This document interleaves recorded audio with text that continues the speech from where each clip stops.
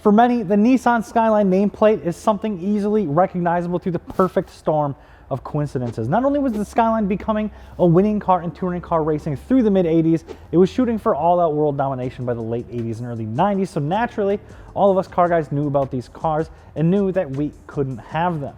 It created that forbidden fruit syndrome, and people lusted after these cars. That and, you know, add in the whole thing where Universal Studios' biggest film franchise, Fast and the Furious, that's the 10th highest grossing film series ever, with a combined gross of $5.8 billion, uses the Skyline as a hero car in most of their movies.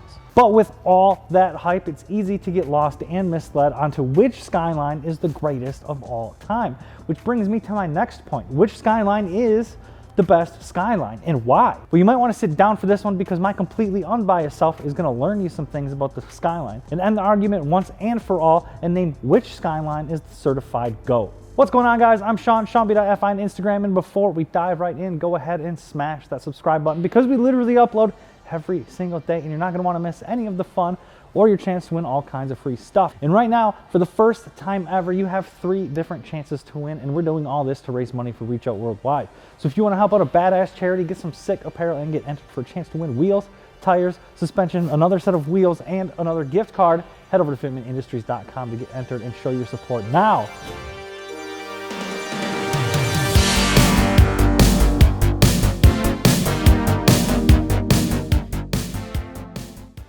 Now, for the sake of all of our sanity, I'm only going to talk about the main 3 generations that we all know and we all love, which is the R32 generation through the R34 generation. We will not be covering any of the pre-R30s, R30, or R31s, or the R35s. If this is something you'd like to see us cover, let us know in the comments. I read every single one and I take friggin' notes. So without any further ado, let's talk about the R32 Skyline and the GTR. By the R32 generation, the Skyline had been through many different phases, but it was in 1989 that the real precursor to the GTR of today was introduced. The R32 GTR had all-wheel drive, a mandatory manual transmission, and that raced to fame RB26 DETT inline-6 that pumped out a supposed 280 horsepower.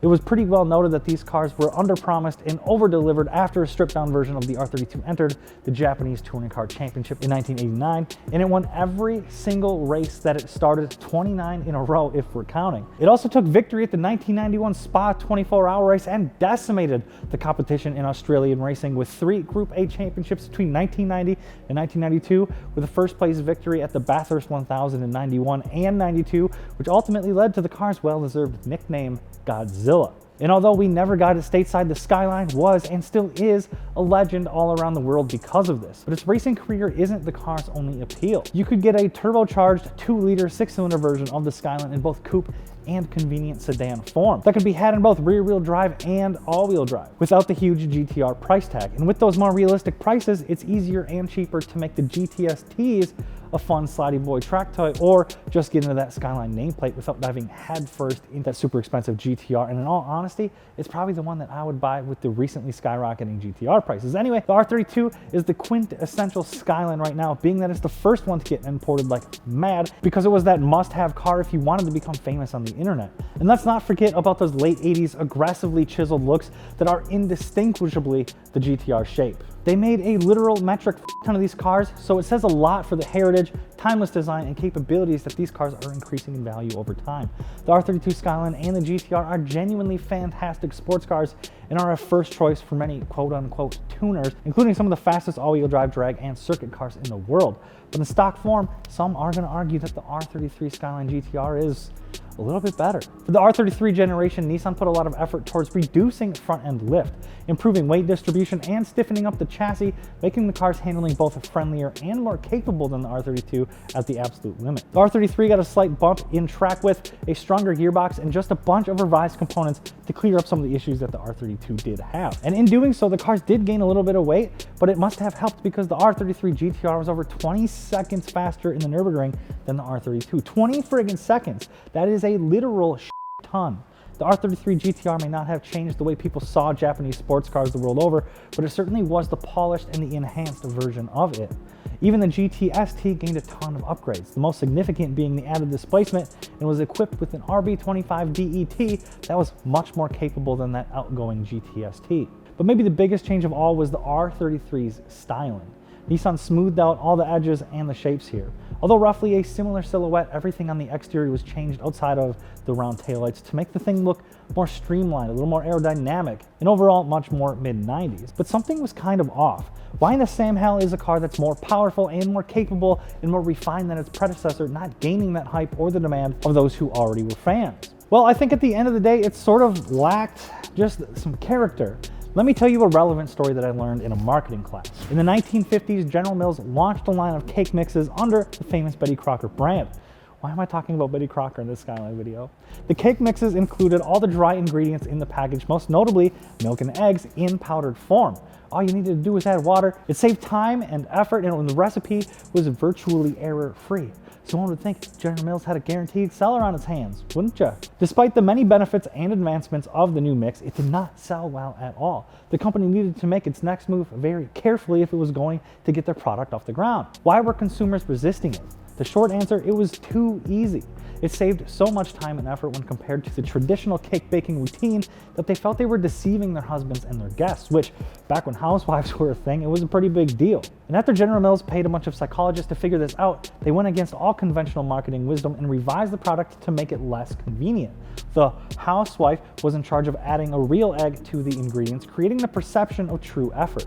General Mills relaunched the new product with the slogan, "Just add an egg," and sales of the Betty Crocker Instant Cake Mix soared. And I think you're seeing the same thing here with the R33 too. When you make a car too refined or too good or too easy, all the character leaves the building, and I think it's that character that really sells an enthusiast car. So what did Nissan do to the Skyline to turn it all around? Honestly, from a high level, not much changed from the R33 to the R34. It's important to remember that Nissan was approaching bankruptcy during the development of the R34 GTR, and if you read some of the engineering retrospectives, it was clear that the R34 GTR project scope was drastically scaled down due to a bunch of budget cuts. In fact, they pretty well followed the same formula that they used to develop the not-so-well-selling R33. They added stiffness, reduced the front lift, upgraded some components in the drivetrain, and added a little bit more boost with the integration of ball bearing turbo. But it seems as if they took notes from the whole General Mills debacle, because they brought back the nearly juvenile amounts of angular aggression in the body design. Power got a decent bump, even though they still claimed it made the same power as the R32, and technology went through the roof. They found ways to make it seem larger than life on paper and more engaging in practice, rather than just being 15% better than the outgoing model. One of the ways they did this was by using the digital display to host a plethora of gauges to let you monitor things like boost, pressure, and G-force. A very appropriate touch for the so-called PlayStation generation of Skylines, especially with computer technology exploding at that time. The R34 GTR just goes to show that focusing on excitement is just as important as making it better than the previous generation. I think that's truly why these cars were a favorite in video games like Gran Turismo, and why the Fast and Furious hero car was so engaging for the fans. They gave the people what they wanted, and it had an everlasting compounding effect on the car's legacy. But which one is truly the best one? The R32 completely demolished its competition on track and will go down in history for creating the nickname Godzilla because of that success, and puts racing success heritage in the DNA of all the Skylines to come after it. The R33 even further improved upon that recipe, even though it didn't make the waves that the R32 did. And then the R34 is just, well, it's an R34. It's a fan favorite. It's the tech giant. It's movie famous. It connects with everyone and is the universal household name of JDM cars.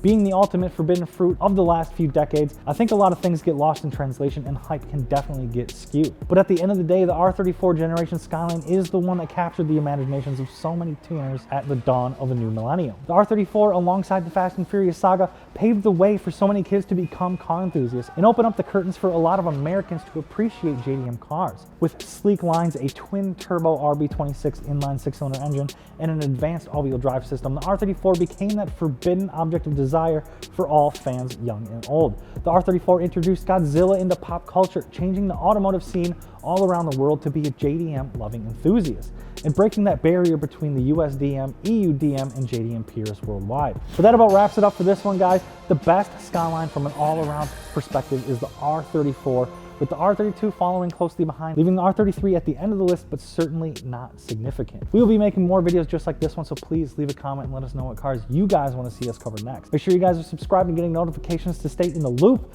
with all the crazy stuff we're doing. And of course, don't forget to head over to fitmentindustries.com for any and all of your wheel, tire, and suspension needs, and we'll get you hooked up with the exact setup that you're looking for. And while you're there, check out our ridiculously sick giveaway apparel, where every $5 you spend gets you a chance to win a whole ass package of prizes like Artisa art-formed wheels wrapped in Continental tires and Fortunato coilovers, and then a second chance to win Artisa wheels and a third chance to win a $200 gift card. I'm Sean B to FI on Instagram. Thank you so much for watching. Please don't hate me.